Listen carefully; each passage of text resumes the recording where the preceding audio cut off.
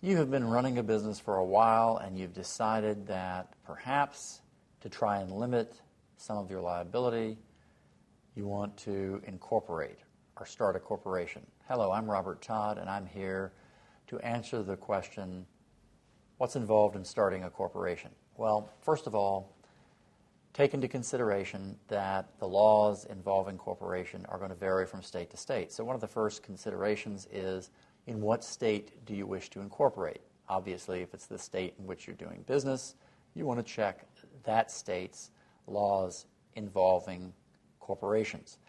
Next, you want to see whether you can do it yourself by what we call self-help, whether you want to consider a service that assists individuals in starting corporations that sell incorporation kits, or if you want to basically hire an attorney to look over your particular business plan and consult with you and provide you with advice on what's best for you in incorporating.